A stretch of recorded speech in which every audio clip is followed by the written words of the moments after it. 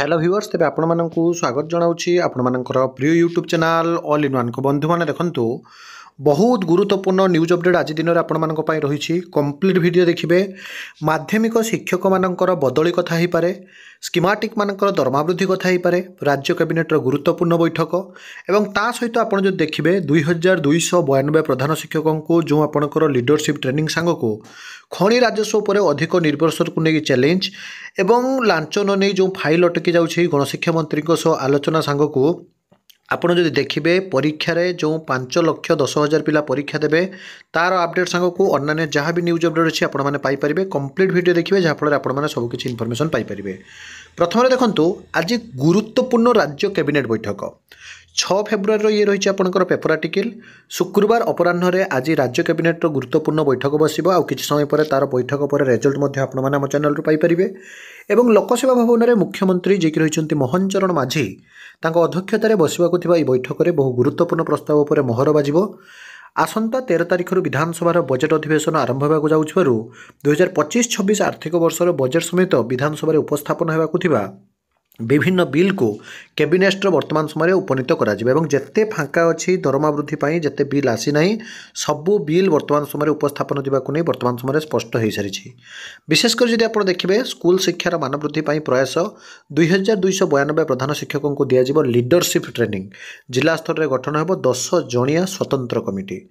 यह सहित आप देखिए मैट्रिक परीक्षा जहाँकि 21 आरंभ मार्च 19 खाता देखा आरंभ हो 2979 केन्द्र में परीक्षा देवे 5,10,778 जन परीक्षार्थी।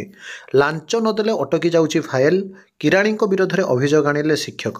यह सहित गणशिक्षा मंत्री सहित आलोचना बाचस्पति सुषमा पाढ़ी जी रही निर्देश क्रमे सक्षम ओडिशा एवं Odisha special education federation for दिव्यांग संघर प्रतिनिधि मंडली विद्यालय गणशिक्षा मंत्री नित्यानंद गंडी सहित साधारण भाव में जहाँकि वर्तमान समय विद्यार्थी मान शिक्षापी और स्थायी स्वतंत्र शिक्षक नियुक्ति निमंते सकारात्मक आलोचना होती। आलोचन सक्षम ओडिशा संपादिका मनस्मिता जेना एवं जी रही जुग्म संपादक तथा सक्षमर जो मैंने कि रही आपणकर अधिकारी माने तांको सहित मध्य आलोचना होइछे। ता सहित देखंतु माध्यमिक शिक्षकों बदली पाई विज्ञप्ति केबे आपण माने जानती रिसेंटली कनिष्ठ शिक्षक बा एलिमेंटरी शिक्षक मानकर बदली पाई नोटिस आसी सारिछि। ता भितरे 2024-25 शिक्षा वर्ष पाई प्राथमिक शिक्षकों बदली निमंते प्राथमिक शिक्षा निर्देशालय पक्षरु गत मास शेष सप्ताह में विज्ञप्ति प्रकाश पाइछि। सेहिपरि ओडिशा आदर्श विद्यालय शिक्षकों बदली पाई विज्ञप्ति बाहरिछि हेले माध्यमिक शिक्षकों बदली पाई एजाए कौनसी विज्ञप्ति बाहरी नाही।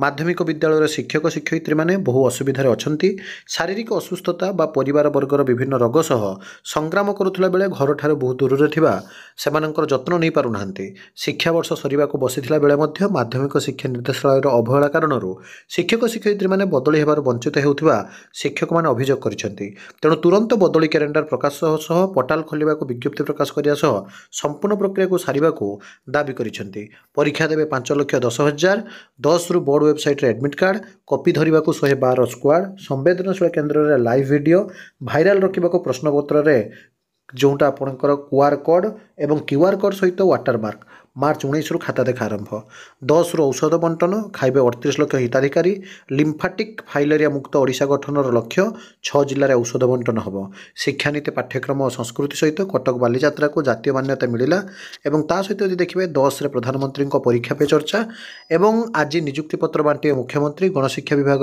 2,767 जन को मिल नियुक्ति प्रिंसिपाल और प्रधान शिक्षक बाल्य विवाह सूचना अधिकारी PEO एवं हॉस्टेल वार्डेन CMPO वर्ष वर्ष धरी गादी माड़ी बसुंट कर्मचारी जिला शिक्षा अधिकारी कार्यालय ये आसी रिपोर्ट एवं आपड़ जो देखिए स्वतंत्र शिक्षक नियुक्ति गणशिक्षा मंत्री सहित आलोचना। तो आउ किसी समय पर कैबिनेट जहाँकि आपंकर बैठक पर जहाँ भी निष्पत्ति आसूँ आपको जनईदेवी यही सब ऑथेंटिक जेन्युइन और ट्रस्टेबल इनफॉरमेशन चैनल को सब्सक्राइब लाइक शेयर करूँ। विदाय दिंतु एक नुआ वीडियो सहित पुणी थे आपको आसबि। बंदे उत्कल जननी।